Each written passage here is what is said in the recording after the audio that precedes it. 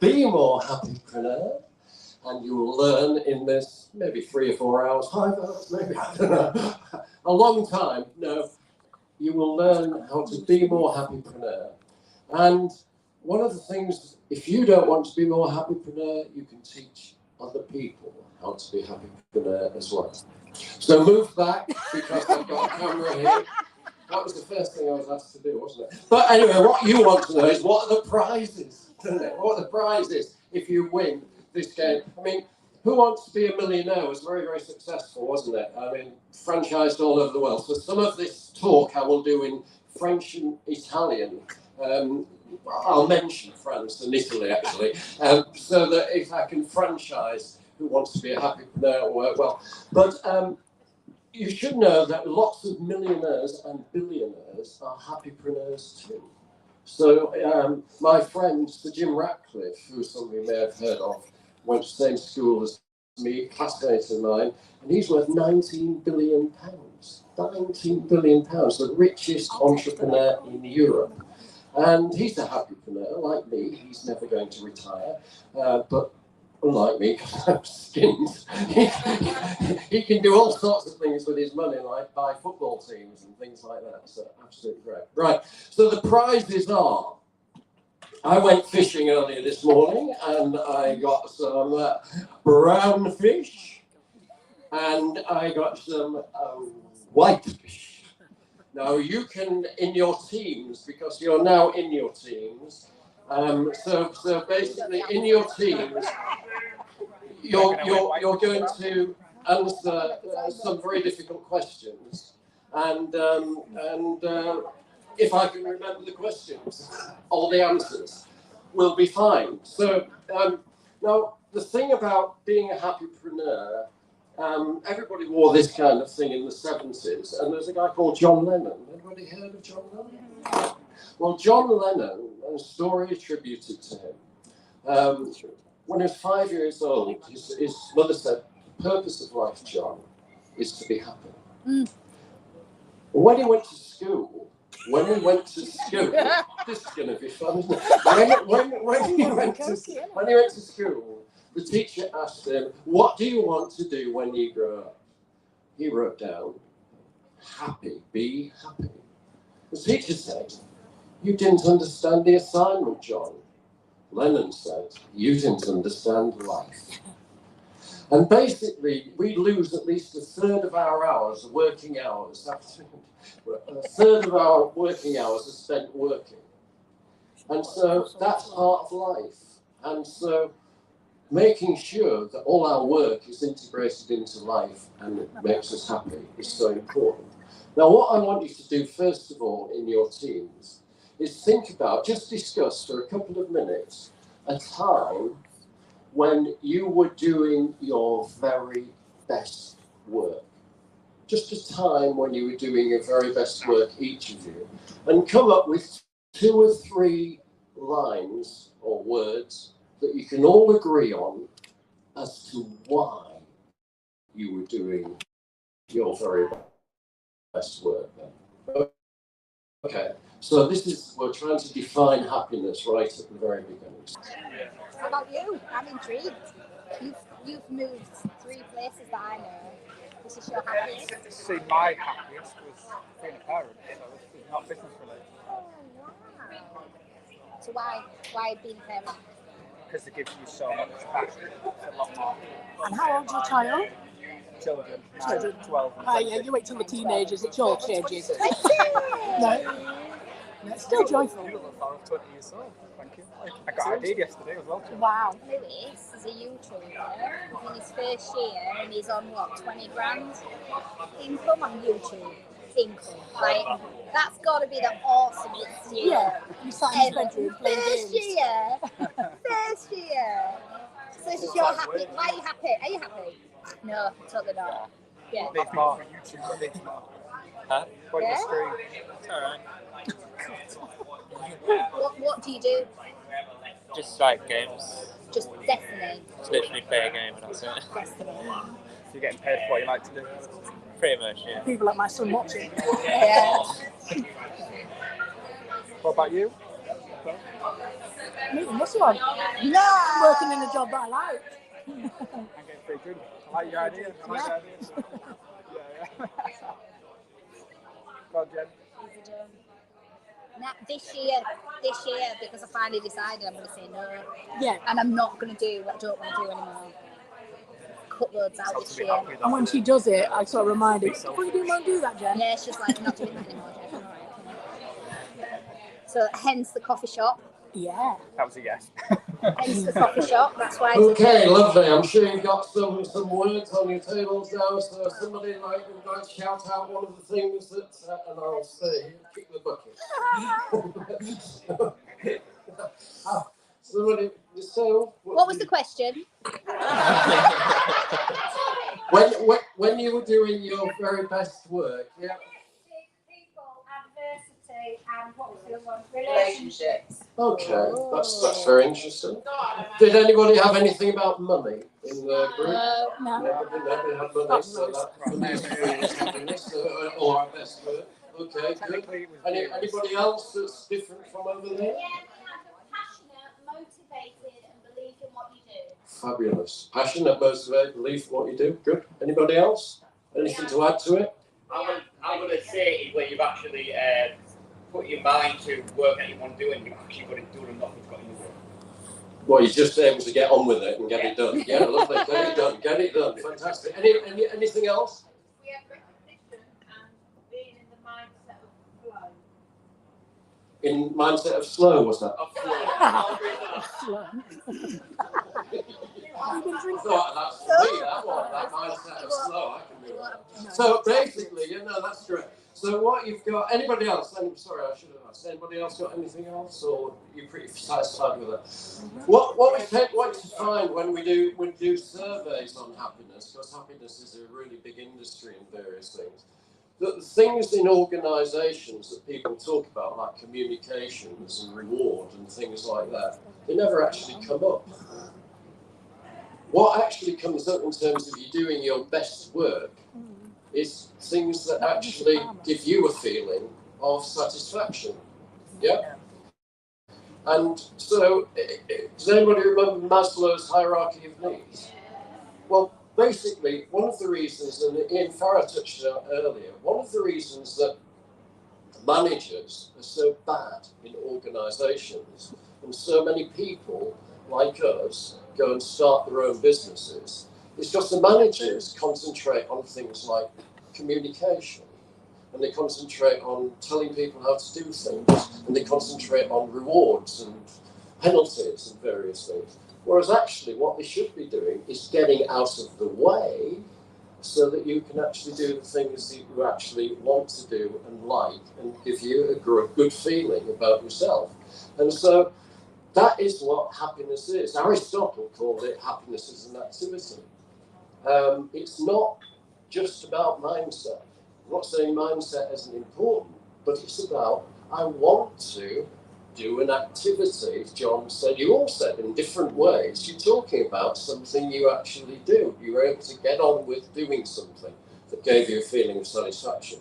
Now, I should mention that I always wanted to be a poet and philosopher. Right from being 17 or 18, when I saw Leonard Cohen at the Isle of Wight Festival in 1970. And I know this is a long time, it's a history lesson, this as well, so you'll find it useful. You can ask your great-grandparents about it. It was very interesting because there were 650,000 of us at the Isle of Wight Festival, and I fell asleep during somebody called Jimi Hendrix's. Well, I didn't know he was going to die a few weeks later, did I? So, but anyway, it was absolutely fantastic. But I woke up when Joan Baez was singing Let It Be, which is the Beatles connection, which was about 3 hours after Hendrix had finished. But after Joan Baez, there was this chap called Leonard Cohen. Anybody heard of Leonard Cohen? Okay. And Leonard Cohen was always surrounded by a bevy of beautiful women. Absolutely fantastic. And so I thought, being a poet and philosopher would make me popular with women. Didn't work. And I remember to this day, he said to the crowd, so 3 o'clock in the morning, 4 o'clock in the morning, he said, I bet you this might just be the time, because he sang all those songs about the women he loved, didn't he? So Long, Marianne, Suzanne, all this kind of thing. He said, I bet this might just be the time when you may just fancy making love. It's this next song. And I was sat next to Phil. Now, Phil is the farmer's son. We'd been constipated for something like 7 days. We'd lost our tent because our dyspraxic about 5 days ago, and so we're absolutely filthy.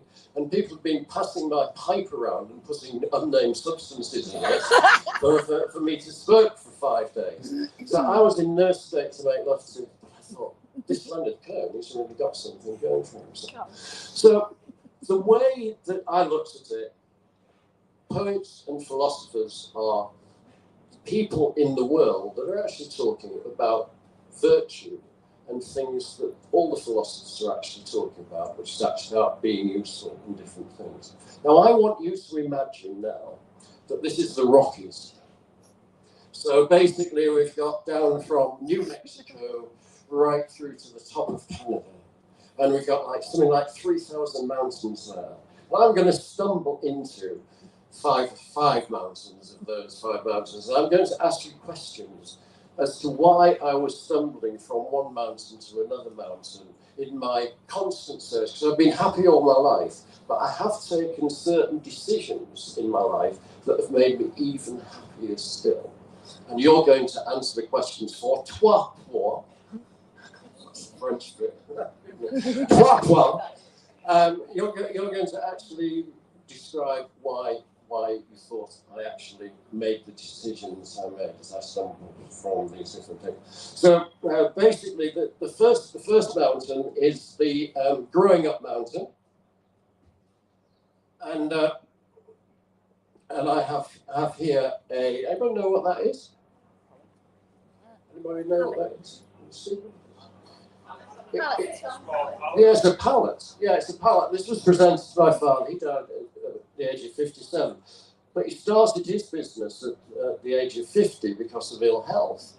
And he would have been a millionaire, multi-millionaire really, because what he did in Hull was they actually got 5 box mills making pallets, villages, all sorts of different boxes. And he said, I'll be your sales force. We'll combine all your manufacturing capacity. And you'll give me 1.5% or 2.5% or whatever it is on the different stuff. And I had to learn at school how to be involved in the business. It was an absolutely fantastic business. And then he died when I was, so I was 18 when he died. And I had a decision to make because my mother, he'd left a full order book and we had a very successful family business. And basically, I decided not to stay and run the family business, but go and do a degree in English and philosophy in London. And about a week into my, I must admit that I was peculiarly dressed in those days. I used to wear a green cardigan, had longer hair, green cardigan, tie-dyed blue jeans, some shoes that my wife decided were disgusting, and we met there, and obviously smoking a pipe as well, which was unusual in those days. And my wife said, "You look to right Wally," and still do. And absolutely true. But the first lecture I walked into in philosophy was given by somebody who became chief rabbi in the UK, a name called Jonathan Sacks. Some of you may have heard of him. He only died about 18 months ago. And that was the moment that I realised I'd actually made the right decision. And Jonathan Sacks spent all his lifetime, Lord Sacks he became, one of the greatest broadcasters and speakers in the world, teaching everybody that the we is more important than the I. The we is more important than the I. And I thought, this philosophy thing is absolutely great. And I knew at that moment that I'd actually made the right decision to leave the family business and start off doing things. So what was it what value did I hold dear to me in terms of achieving John Lennon happiness in work? What value did I hold dear to me that made me make that decision for to actually leave the family business and start afresh my whole life? So you got a minute to think of that. Come up with the answer to that. 3 points.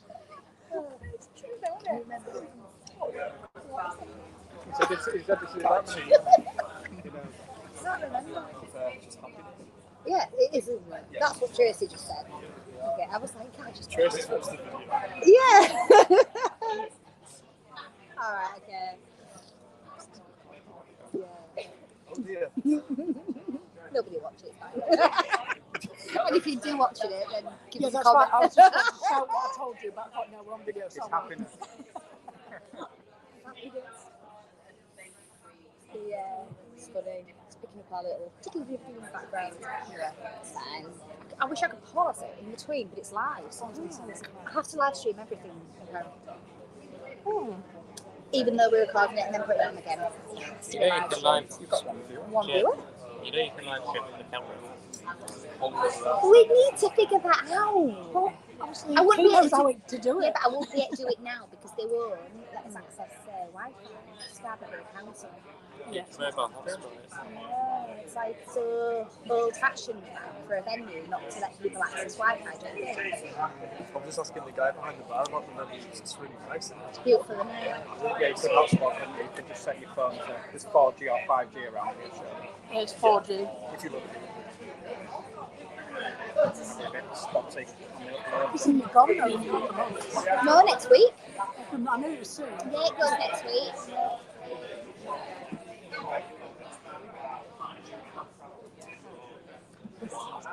Yeah, I thought you were No, live it's streaming. one of the Polynose. Oh, right. The amount of people that nearly pulled off your camera or your microphone, that invisible line that isn't invisible. Fluorescent should have put a line up really. Fluorescent paint next time on that. Yeah.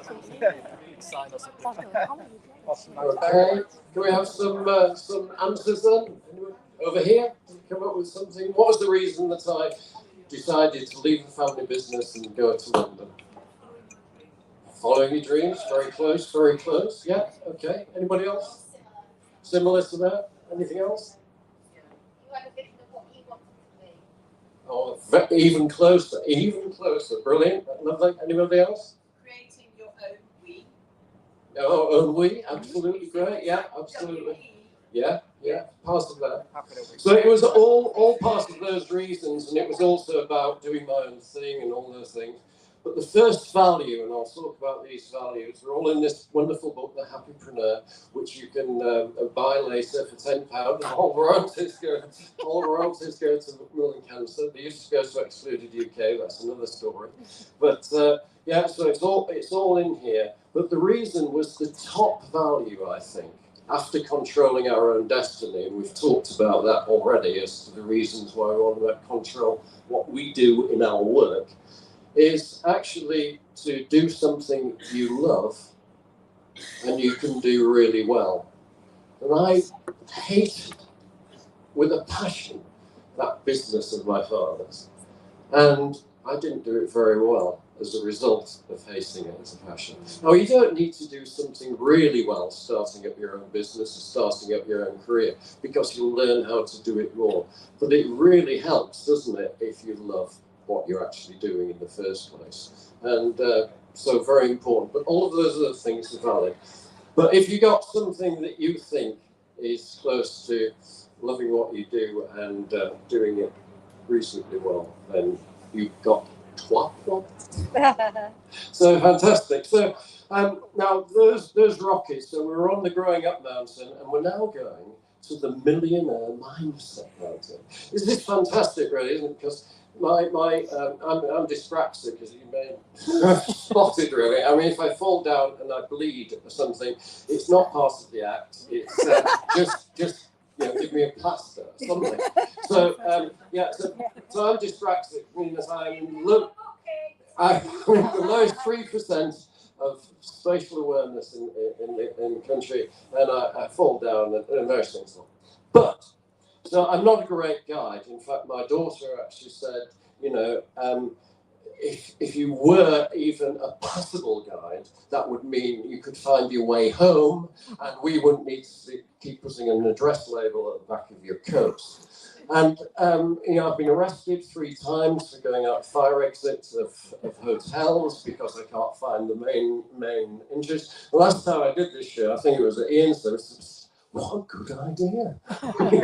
What a good idea, going down the fire exit and say I'm dyspraxic. That's what, you know. So, last 3 home matches at Scarborough, who are doing brilliantly at the moment, I actually walked past the ground. So, you know, it's not a good thing. So maybe I'm not a reliable guide, but I've managed to get from many years of working and studying in various things, I've managed to now get into 1985, and I am now chief executive of a company called Amway UK.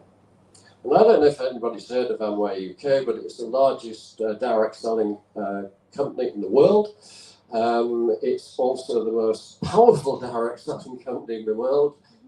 My boss was a guy called Dick DeVos, and his wife Betsy DeVos was Trump's Secretary of State for Education. And the DeVos family did once say, about 2 or 3 years ago, that we've donated over £39 million to the Republican Party. We want a return on our investment. So they were very powerful people, various things. And so I was then in Venice. And see, that's a Venetian mask, isn't it? So yeah, so basically I was in Venice, and I'd had a fantastic time. I mean, it was an amazing lifestyle. I was traveling, because our leading distributors had to travel first class and various things. That meant I traveled around the world first class. And I'd just been to Cannes, where I'd, insulted the whole of France. And the reason I'd insulted the whole of France is that we went to Roger Verger's restaurant just outside Cannes, and Roger Verger was the greatest chef in the world. French, very, very proud of him. And basically, I went to see it for a meal that we were going to be holding there. And basically, my French isn't as, you'd have thought it was good from what you've heard up to now, but it's not that great. And basically, I ordered something, and veal, and I'd had veal in an Italian restaurant. I thought that'd be all right. And I'd ordered something veal, and it came, and it looked like a brain with a little bit of sick on it, because this guy had invented cuisine nouvelle and cuisine, you know, and you just get a sprig of lettuce with this thing in the middle. So I did the English thing and tried my best, and of course you get 6 waiters come in, and then they've got one of these silver things, and they go, ooh, and they, you know, and they do a big scene of it and all that kind of stuff, silver service, all that. And anyway, I didn't manage much of it, and I was feeling really ill eating it. And then, so they took it away, and I said, I'm sorry, I shouldn't have eaten earlier. And then about half an hour later, 6 or 8 of them came again with this thing, and there was another one. And I mean, I just couldn't eat that. I couldn't say, can I have a dessert? Can I have some toffee ice cream or something? I couldn't. Anyway, they were very insulted. It was so basically, but I'd had a brilliant time. Travelled the world. I spoke to 15,000 people in the morning at the NEC and 15,000 people in the afternoon. So I travelled the world, and we're in Venice, my wife and I, and we've just had a fireworks show on the gondolas in our honour in 1985. And I said to my wife, did you ever in your wildest dreams imagine that we'd have all this? And she said, you've never been in my wildest dreams.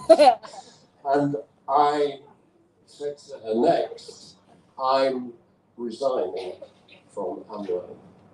And this was the start of my riches to rags story. So I decided that I was resigning from Amway. And we've had a few things mentioned about different books and motivational books, and I know all about those kind of books because I had to read them all at Amway, and I had to listen to all the tapes, and I had to do all the various things. One of the reasons we wrote The Happypreneur is that there was a guy called Mike Winnes who was one of the many contributors to the book. There's loads of them like Brad Burton and all sorts of fantastic people. And Mike Winnes is called the Contrepreneur, and he's made his life about telling people how you're being conned by different people. He's a very successful business person, really good. We wanted to write the opposites of the Contrepreneur, the Happypreneur. And I must just trash one particular person in history that is the best-selling self-development person in the world. And it will help you understand why I actually left Amway. And his name is Napoleon Hill. Anybody heard of Napoleon Hill? He wrote a book called Think and Grow Rich. There's never been a book that sells any more than that. And lots of other people, and nearly every top motivational speaker in the world quotes from Think and Grow Rich. So whether it's a mastermind group, and he mentioned mastermind groups, or whether it's Build Big Dreams, or it's talking about persistence, or whatever it is, they're very rich. Does it matter that the person that actually gave all this advice was a total fraud? Does it? Because he was. I mean, basically, he died penniless and made a lot of money out of Think and Grow Rich. But the whole basis of Think and Grow Rich was that Andrew Carnegie had actually given him, when he was a young person, the secret to success in life, and gave him the names of 500 of the wealthiest people in America for him to interview, which he could then put into a book, etc. There's two problems with that. One is that there's no proof that he ever met Andrew Carnegie. Nearly all the 500 people were dead by the time he wrote the book. And basically what we have is a conglomeration of lots of things that have actually been put into other books with this whole very, very strong story. Now, the reason I think it was so important to Amway was that what it did to Amway distributors and to multi-level marketing, it made people fake it till they make it. It made people over-invest. It made people drive big cars, have nice houses before they'd actually earned it. Does that make sense? Because it was all about, you've got to have a big dream, you've got to look the part, you only associate with other wealthy people. If you only associate with other wealthy people, then that means you've got to look like other wealthy people or else they won't actually do it. And that was one of the reasons that but there is a value, there is a particular value that is the main reason that I decided, which I think we all share in this room. There is a particular reason that I decided to get out of corporate life, which I've been in for quite a while by then, and actually start my own business in 1986. I started that with my business partner, Claire Francis. So what is the reason that I actually left wealth behind to start my own business? Okay, 2 minutes on that. 12 part. Tell the one person on live stream the answer, Cameron. Good question, if I'm honest. I'm really sorry. I really have.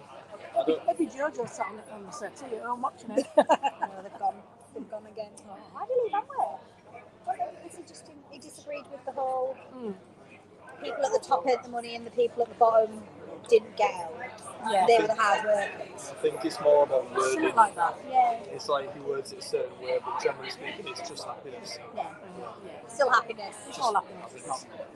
Be more happiness. Exactly. So you must We missed it. Like I said to him, I said, "Where do I change the t-shirt?" She went down to all that. Just look, come on, don't mind me. Do a live stream then. And then he's going.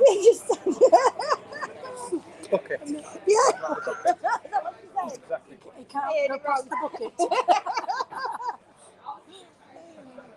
This poor bloke just looked, and I was like, "That's before I've had a drink." That's why I don't drink too much. Just only at Christmas. Well, Johnny is leaving now. Johnny is leaving now. We scared him off. That was summer though, wasn't it? Last summer. When you start getting the bottle and when you finish and spinning it, that's when I need to worry. Right? Okay, this one's a really easy one because I think anybody that's started their own business, I've already hinted at it as well. This is the main reason. 70% of people have started their own business because of this reason, which is the reason why I left Amway. What was it? Yes, that's included in it. And there's something else? To be your authentic self. Yes, definitely. Absolutely, definitely. It's in there as well. There is a phrase that people use. Follow your dreams. Follow your dreams. It's there in this particular phrase. Will anybody get the phrase? You can give yourself like whatever 1.5 is in French for that. So what? You know. Anyway, anything else? Oh, it could be. It usually was at that time. I was still smoking heavily unbranded products. So basically, yeah, it was control your own destiny. Yes, 70% of people do because control. So you've got some points. If you didn't have the 3-point control your own destiny, fine. So now we're stumbling along through the Rockies now, and we're now actually going to. Oh, by the way, do you like my jacket? Can you see what it says? Not another guru. So right now, so we're stumbling along, and we get to our next mountain, and our next mountain is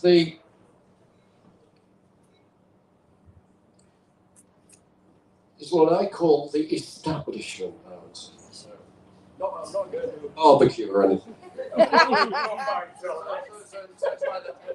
bow tie. Did that more or less make you realise? Yes. Because basically I was going to lots and lots of do's. Then I was in my own business, but obviously working in London, going to as many posh do's as I could to actually with my clients and various things. And so I was definitely part of the establishment at that point in time. I had shorter hair then, and I was actually looking the part all the time. And the reason I actually call it not the establishment, I call it the be upstanding mountain, because of the fact that when you go to something like Grosvenor House Hotel in London or whatever, and very male dominated in those days were all of the different things, and they used to say, will members please be upstanding? Yeah. For the Royal Toast was the bit, and that image of members being upstanding stuck with me. So I've got all the way to 2001. So 2001. And at that point, we'd been running our business, so something like 15 years by that point in time. And I decided to move to Scarborough. So it was the second time I downsized in my little riches to rags story. But why did I actually, although my clients would all continue to be in London, and that would mean a 3-hour commute, I moved in 2001 to Scarborough. And I'll just give you one little story of something that happened to me that reflects on small firms and everybody, and Lorraine's touched on it as well. And it'll also help you understand why not many people put their hand up to support the 3 million excluded in that establishment. And that was I was at the Bank of England event for an organisation that I'd founded, and we were doing an award ceremony, and I was in the loo and went to the loo. I don't like people looking at me while I'm in the loo, really. Anyway, but anyway, a banker came up to me on one side, and this senior politician came back to me on the other side, and one of them said, Tony, what are we going to do about the great unwashed?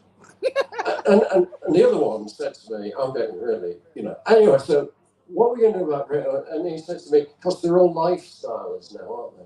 They're not serious businesses. And that was the prevalent thing. And it's also a bit the prevalent thing now, because if you look at a lot of the incentives and things that for businesses that have got over 5 employees, all the people that were excluded were mainly people working from home, etc., etc., etc. But what was the reason that I left this establishment with some very, very good clients and decided to actually move to Scarborough. So 2 minutes on that. Twa twa. Happy again. He just still goes back to be happy because he loves cooking. Quality of life, Controlling his own destiny. downtime. Round, same. What's the answer, Cameron? Cars. Why? Ruin all of them. It's gone vague so far. Why? We go through 2.5 hours over and over again. Can't ruin it. Otherwise we have the fish. We can't have the fish. We can't have the fish. Oh, no. Can't fit the fish in. I have 2 dinners. Is he gone now? He's back. He's back for tea. 2 fabs. He's gone and come back. So I might get one. Feed him 5,000. Really? There's still lunch left, let alone tea. That's why I had 2. Has everyone Get said, takeaways. There's lunch out there. some people have had no food. There is. I'm not going to eat it while I'm watching I'll it. go with I'll It's 4 times, so I don't know the answer. nothing to do with it. Is that what it is? Every time we've had. We were not at the uni, we were. No. Totally sober at the uni, yeah. I just said something like I've seen this show 4 times. It's because every time you see something new Something and different, interesting, yes. and So that's the well right done, answer. Dan. You're welcome. Yes. You're welcome. The thing is, when you read his book, you know the answers, and there's always more to it than what it tells you. It's the only book I've ever read.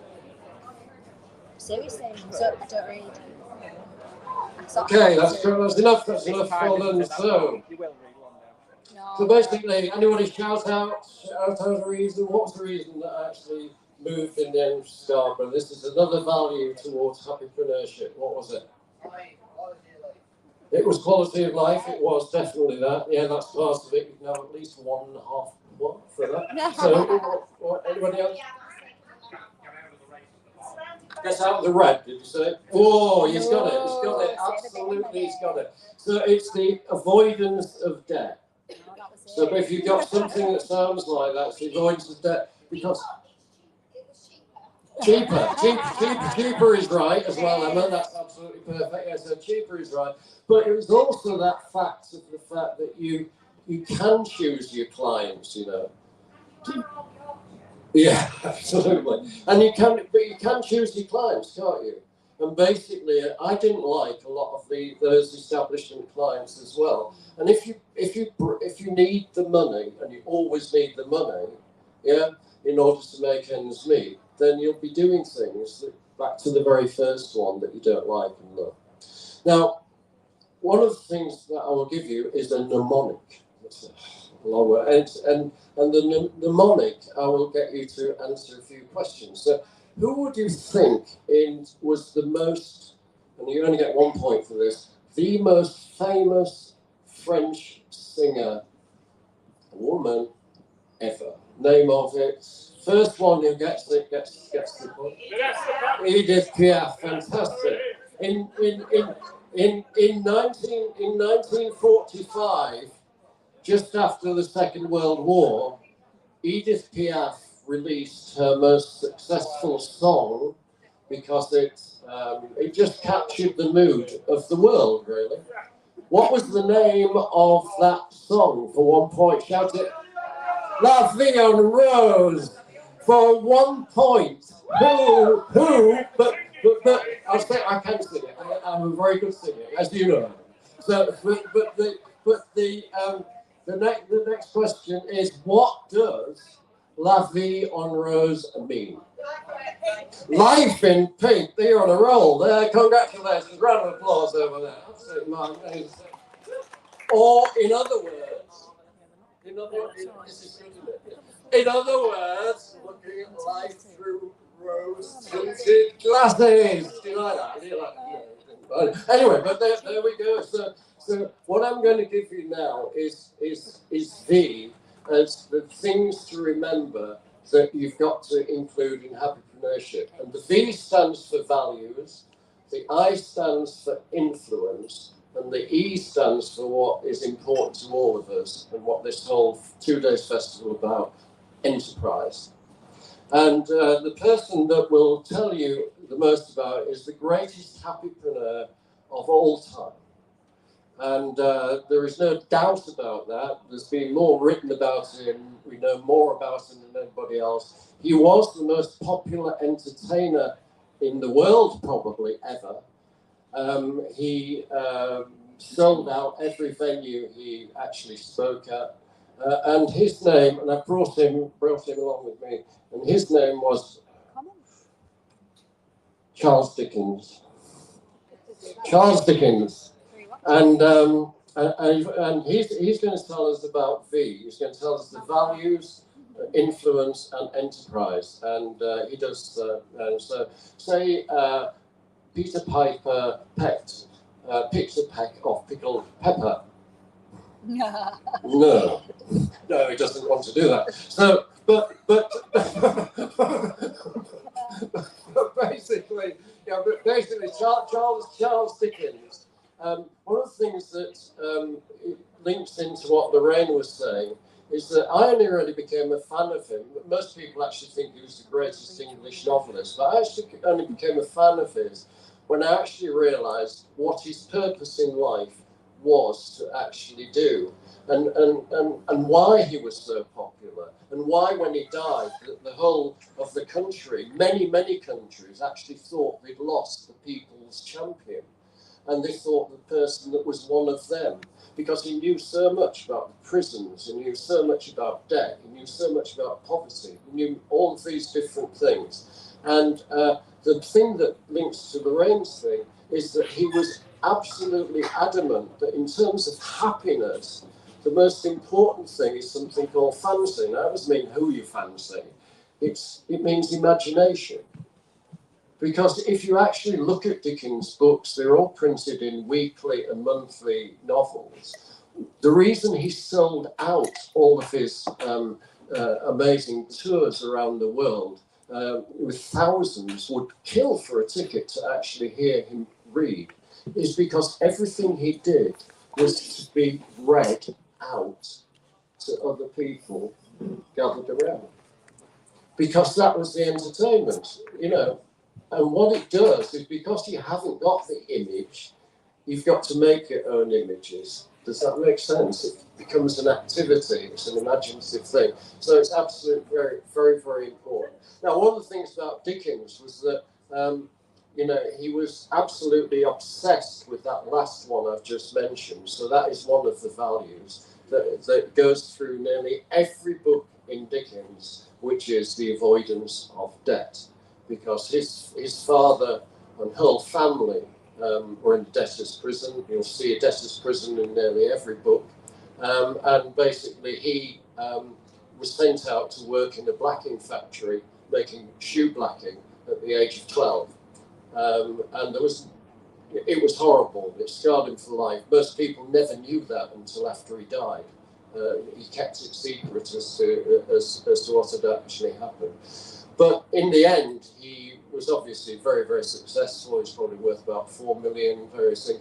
But he had a huge number of people to look after. He had 10 children as well, for a start.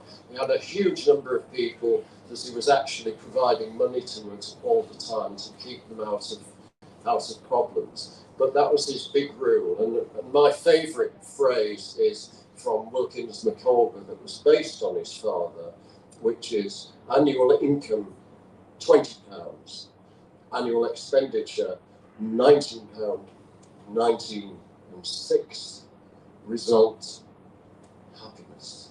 Annual income £20, annual expenditure £20, 0 and 6 pence, result misery. And that's why one of the things I talk about in enterprise, there are 5 things that actually make you successful as a business, and it's been proven on research time and time again. I've been very lucky throughout my life to be able to conduct these research studies. And there are 5 things that government will never tell you, because they're interested in investment, they're interested in loans, they're interested in you taking money entrepreneurs today think about pitching for funding, or else that's, think like Dragon's Den, that's the only way I can build a business, if I get some funding and get some money. Whereas in actual fact, the 5 things are: 1, bootstrap, don't borrow. At the beginning, you don't know what you're doing in business at all, so bootstrap, don't borrow at the beginning. Secondly, you test trade first, because through test trading, you'll realize whether you've got customers or whether you've got a viable business or what's going on. 3, ask a business owner that actually knows about your customers. It's no good just asking a business owner. You've got to actually know somebody that actually understands your sector or the context that you're actually working in.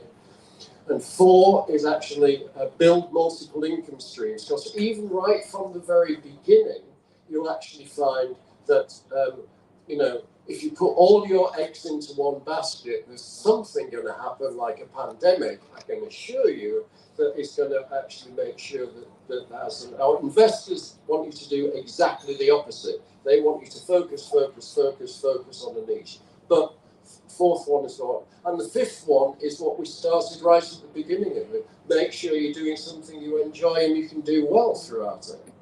Now, if you get those 5 things right, even if you're restarting your business, or even if you decide to close your existing business and do it again, or you want to create a new income stream, create a new product line, those 5 things stand you in good stead all the time. And it is the difference between 80% of us at startup surviving over 3 years, as against 20% of us surviving over 3 years. 80% surviving just those 5 things against 20%. Silicon Valley, only 10% of those businesses that everybody looks up as role models actually survive. So those are the 5 things for enterprise. In terms of influence, what did Dickens do? Well, Dickens actually altered things like, got rid of things like public hangings. He actually reformed, just through writing and the power of word, he reformed what we called the ragged schools for the poor, because they were teaching the kids just facts. There's an old book called Hard Times about it. And they were trying to create kids into automatons, a bit like, Amazon do in the distribution outlet kind of thing. They called them hands, which is like pretty, in other words, he influenced people to improve working practices, so many things through his life. But he did it through the power of writing, by understanding exactly what people. He used to walk for something like 15 miles in the afternoon after his writing, but he'd walk to the poorest areas of London. He'd visit the prisons. He'd learn what everybody was doing. He did more to alleviate poverty, and he gave us great happiness, because he created the Christmas that we all have today as a time for family, love and gathering and all those kind of things. So you can influence millions and millions of people just by your own ability to actually communicate and do something great. But you've got to really you've got to actually get to the heart of what people actually need. Now, the values, we've mentioned an awful lot of them, and that's great. So what have we mentioned up to now? Well, mentioned control your own destiny, avoid debt. We've got to make sure that we're doing something we love and can do well. And I actually, when I moved from the establishment mountain, moved to Scarborough, I then spent the next number of years on what I call the Champions Mountain. And that's my favourite trophy. It says, I can't read it. So, well, it is. World's Best Dad.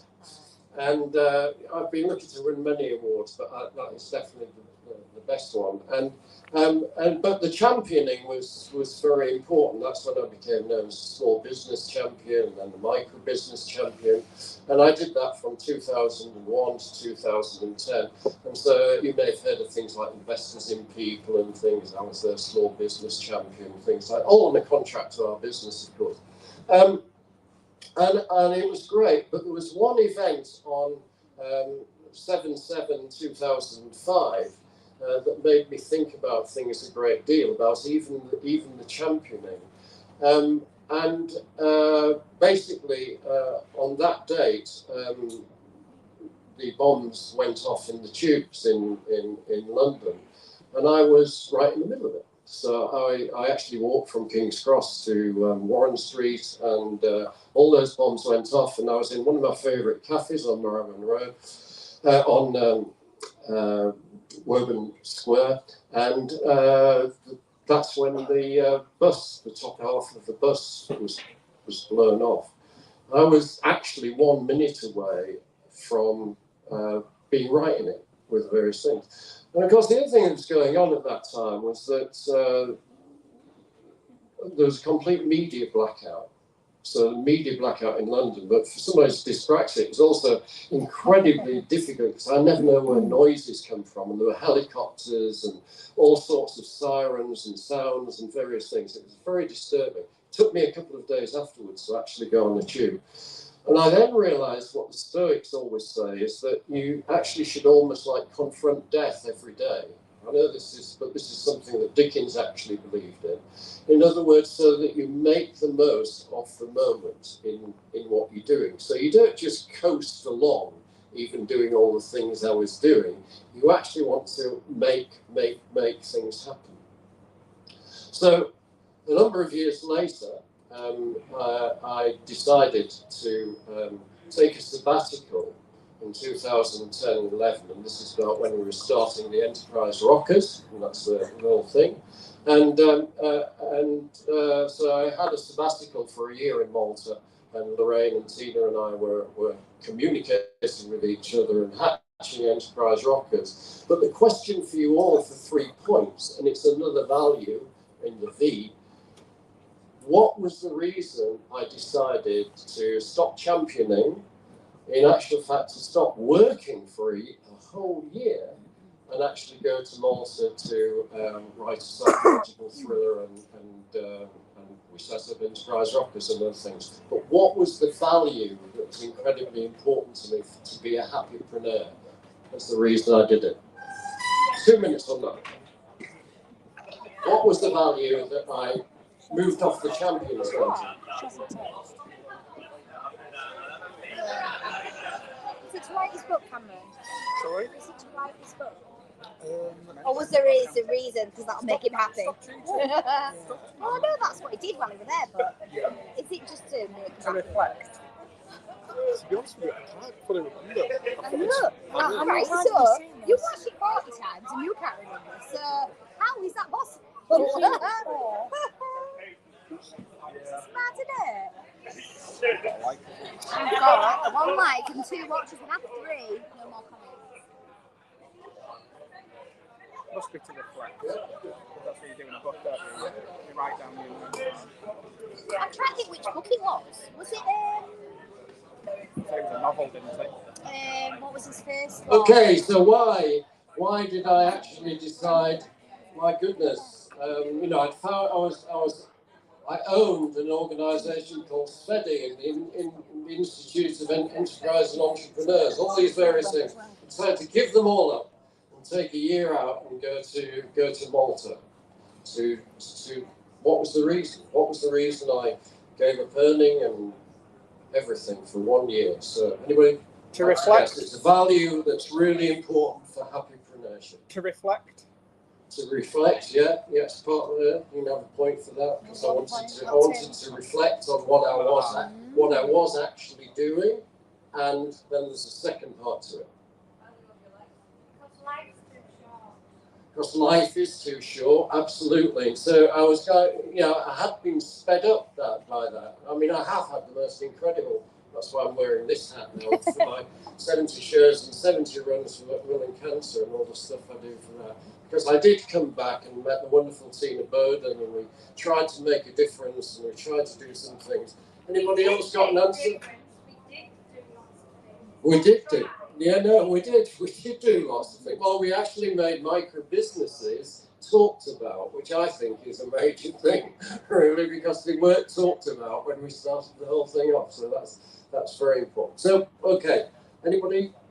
This is incredibly, and there are many books about it, but it is just be useful. Does that make sense? In other words, I didn't feel that in the limited time of the things I was doing, that I was getting the happiness and the satisfaction from feeling useful. Yeah? And I wanted to do something more useful, and that's what we did. And we came back to do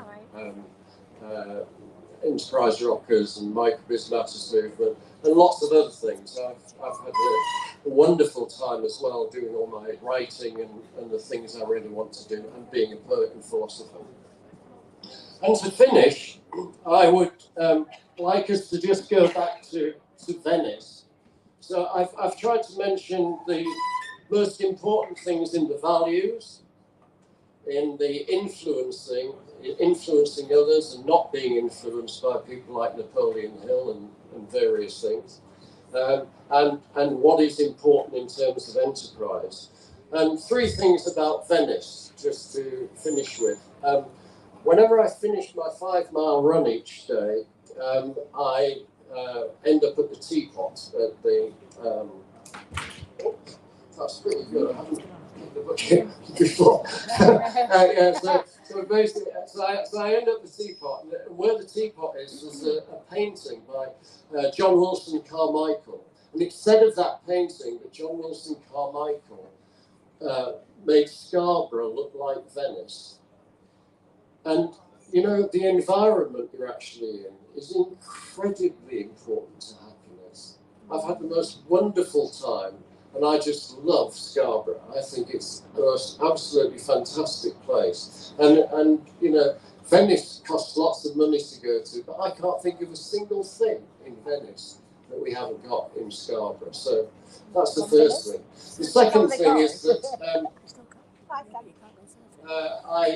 one of the names around my hat is of a close friend of mine called Jude. I mean, none of the people around my hat, they're all very close friends. None of them lived to longer than 55, going back to Tina's point there.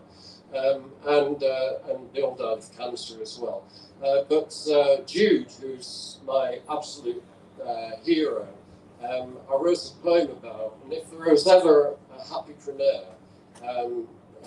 I think you'll understand it from this little poem that I'm going to finish with.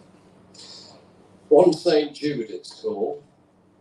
Not had much luck spotting saints, just the three. One was my philosophy lecturer, became chief rabbi, then a lord, barred from sainthood, obviously. Two was one of my aunties, Dolly and Annie, lived in a prefab in Hull. Dolly looked after Annie. Auntie Dolly's body was bent. She was so old, about my age now. And I was 7. So I didn't record her miracles like bowling mystery off-spin for hours to knock my forward defensive into shape. Which just leaves 3, the only one that counts. St. Jude of Willoughby High Street, where saints are not plentiful. So it was a right good spot by me of this 16-year-old saint. Willoughby High Street saints don't use their halos, they use mugs of coffee. As she hands you a mug, she tells you what's what, sorts you out, dry cleans you, stands up for you, suffers ridicule, stifles bullies, shows you the way, to help all the people everyone else avoids. One St. Jude of many safe havens. That's a useful life. And the last one is, if it wasn't for Venetian blinds, it'd be curtains for a lot of us. Be your Happypreneur!